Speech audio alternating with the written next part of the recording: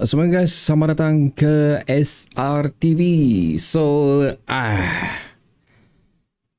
kecewalah dengan apa yang kita miliki untuk perlawanan ni, di mana kita tewas bukan di stadium PDRM lah, macam di stadium lain ni sebenarnya perlawanan itu, walaupun ialah merupakan perlawanan home untuk PDRM. Dan sekali lagi, apabila beraksi menentang PDRM away match, kita gagal untuk mendapatkan 3 mata yang kita inginkan, di mana perlawanan sebelum ni pun kita tewas juga dengan PDRM 1-0 di match away sewaktu menentang mereka.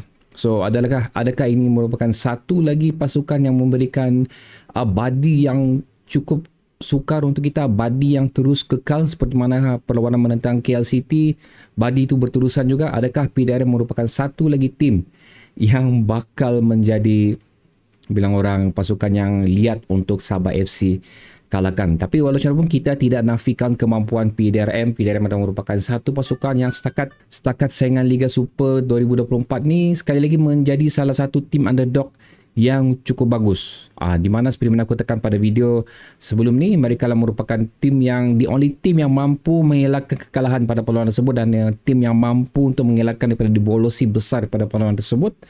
Dan sekali lagi, mereka tampilkan satu perlawanan yang cukup bagus waktu menentang Sabah FC, di mana membenam Sabah FC pada perlawanan ni.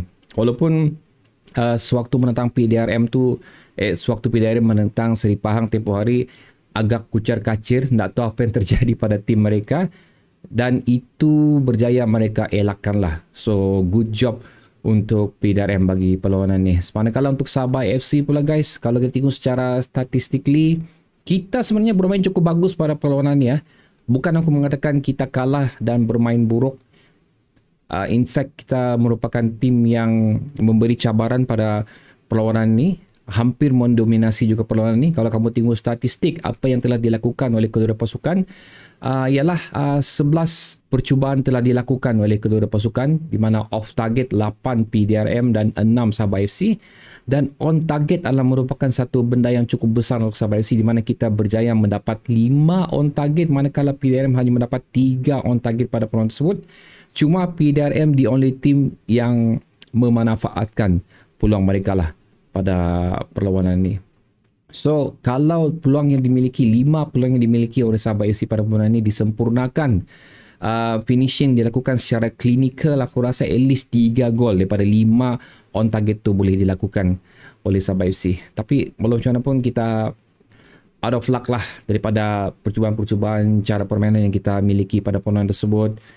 Kita tidak mempunyai kelebihan seperti mana yang dimiliki oleh PDRM. So good job untuk pemain-pemain Sabah FC pada perlawanan ni. Walaupun again hanya mengecewakan, tapi perlawanan ni bagi aku cukup bagus lah, especially berada di perlawanan away satu, lepas tu memiliki striker baru yang baru beraksi 2 perlawanan dan seterusnya.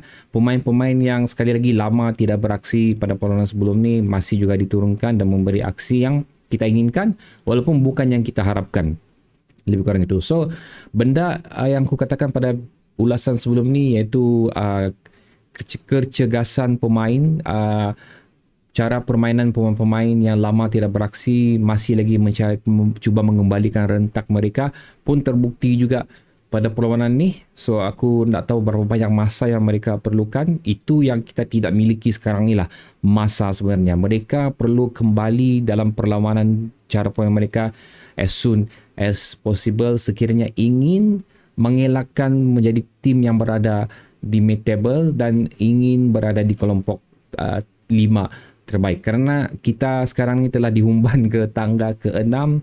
In fact, Kuching salah satu pasukan yang seringkali menjadi underdog juga, yang seringkali berada di bottom league, telah menjadi salah satu pasukan yang mempunyai resepi mereka. So ini adalah merupakan positif untuk mereka. Dan untuk Sabah FC pula, sudah 5 perlawanan, hampir memiliki pemain yang sama. Resepi apa lagi yang kita perlukan? Lebih kurang macam itulah. So untuk OKS, aku tak tahu lagi lah apa alasan yang akan dia keluarkan, tapi aku harap macam sudah tiba masanya untuk OKS mengelakkan memberi komen negatif kepada pemain mereka, di mana tiap kali kita kalah dalam perlawanan, OKS tetap OKS akan terus memberi blame kepada pemain mereka, iaitu macam contoh penyudah yang tumpul, tidak memanfaatkan peluang. Lepas tu gagal untuk mempertahankan bahagian pertahanan. Aku rasa tiba masanya untuk OKS take the blame lah sekarang ni. Bukan OKS out, bukan, tapi OKS sendiri mengakui kesilapan beliau. Yang tactical yang beliau lakukan ni perlu ada perubahan, perlu ada freshness lah dari segi idea beliau. So itu yang aku mengharapkan OKS untuk perlawanan selepas menentang PDRM ni. Bagi untuk Sabah FC pula guys, creativity part di bahagian midfield perlu menjadi tumpuan juga sekarang, di mana kita very lack untuk benda creativity ni. So in my personal humble opinion, aku merasakan sudah tiba masanya untuk kita merehatkan Telmo Castanheira. Aku appreciate contribution yang dilakukan selama ni, tapi aku rasa sudah masa untuk merehatkan Telmo Castanheira. In fact, memberikan kepercayaan tersebut kepada Sifu sekarang ni, kerana aku tengok daripada penuan tu Sifu mempunyai idea yang cukup wide, dynamic view dan cukup angle view dan cukup berbeza daripada Telmo Castanheira. Dia adalah merupakan pemain yang mampu untuk melihat posisi kedudukan pemain. So aku rasa dia perlu diletakkan di bahagian tersebut instead of lebih mendeploy dia as a defensive midfield dan juga free role player, yang aku rasa memberi impact sedikit lah cara struktur di bahagian midfield Sabah FC. So at least gol yang dilakukan oleh Fidayo tu bukanlah adalah merupakan repetition daripada kesilapan yang sering kali kita lakukan. Fidayo bukan aku jangkalkan beliau lah. Beliau adalah merupakan pemain yang konsisten, tidak kira di mana klub sekalipun Fidayo, beliau tetap mampu menjaringkan gol. So itulah merupakan satu kualiti yang kita perlu acknowledge lah untuk Fidayo ni. Tapi untuk bahagian Sabah FC pula bertahan dengan baik, cuma kesilapan kali ini pula adalah terlalu membiarkan pemain berjoget lah, menari di bahagian D mereka tanpa membuat sebarang kontak yang cukup bagus. Again, untuk mengelakkan. Contoh seperti Fidayo, Bruno Suzuki terlalu banyak diberi masa untuk berlegar di bahagian kotak di Sabah FC. Dan satu lagi, Damien Lim perlu dibagi pujian juga pada peluang ni. Membuat banyak save yang crucial juga bagi mengelakkan lebih banyak dibolosi.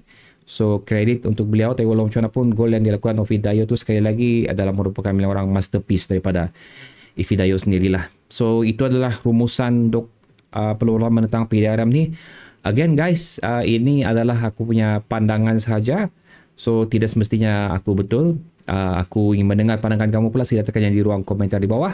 Again, tewas perlawanan ni, kecewa dengan perlawanan ni, tapi aku masih juga berpuas hati apa yang ditampilkan dan perlu ada perubahan yang lebih mendalam dan drastik lah selepas perlawanan ni. So itu saja daripada aku. Berjumpa lagi video akan datang guys. Assalamualaikum.